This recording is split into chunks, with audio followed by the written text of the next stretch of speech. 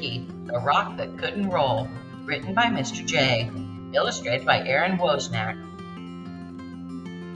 Over the lake and out past the bay was a green grassy hill where the rocks came to play.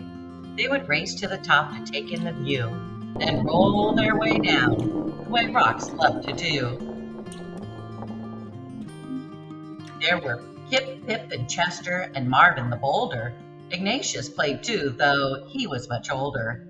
And a group called the Pebbles never ever sat still, zigzagging their way up and over the hill.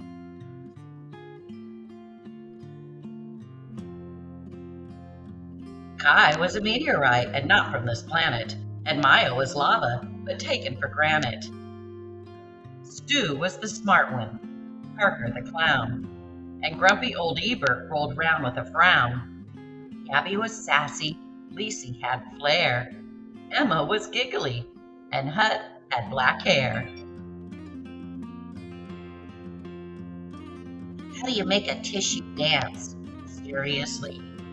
You put a little boogie in it. But the one trait that seemed to be shared by them all was that every rock there was shaped like a ball. And because they were round, they could easily roll through the grass, past the lake, and up and over the knoll. Except for poor Ricky, who quietly sat. You see, Ricky couldn't roll because one side was flat. What part of this is supposed to be fun?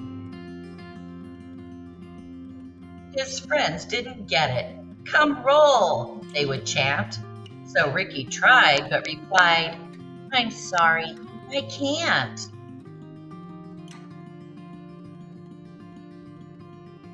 But the rocks were determined. They were sure they could solve Ricky's flat-sided problem and make him revolve. So Marvin the Boulder, with his impressive physique, carried Rick all the way to the hill's grassy peak. Then he pushed him downhill, yelling, "Keep rolling, kid!" But Rick didn't roll. He just kinda slid. This feels like a bad idea. Well, the rocks weren't done, not by a mile. Surely this next try would get Rick to smile. They stuck rubber balls all over Rick, using big gobs of glue to get them to stick. They were proud of themselves. "This will work," they announced. But Ricky still couldn't roll. Now, he just sort of bounced. Well, they pushed and they pulled, trying every which way to get Rick to roll. But by the end of the day, nothing had worked, just like Rick expected. And he ended up feeling depressed and dejected. "It's no use," Ricky sighed. "There just isn't a way. So I'll sit off to the side and watch you all play." But his friends wouldn't quit. "We're here for you, brother, and we'll get you to roll one way or another." So they pondered and thought, each straining his brain, till they looked up and saw it was starting to rain. And that's when it hit that smart stone named Stu. "Eureka!" he shouted. "I know just what to do." He explained to them how they would get Rick to tumble. "My plan is pure genius." Stu wasn't too humble.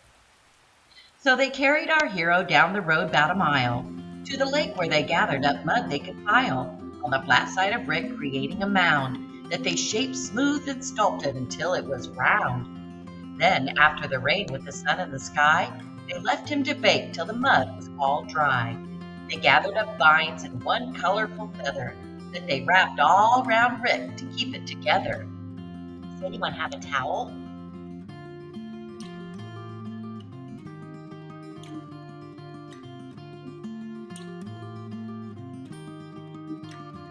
When the last knot was tied and the work was all done, the only step left was for Rick to have fun. They stood back and watched, feeling nervous and tense, as Rick breathed in deep with increasing suspense. He moved slowly at first, testing out his new mold, and then, for the first time, Ricky the Rock rolled. So Bria the ladybug, who'd been there from the start, felt a surge of pure joy swell up in her heart. She thought, as she watched her friends play on the hill, that there's always a way if there's always a will. And she said to herself as Ricky rolled down the slope, when you're surrounded by love, you always have hope.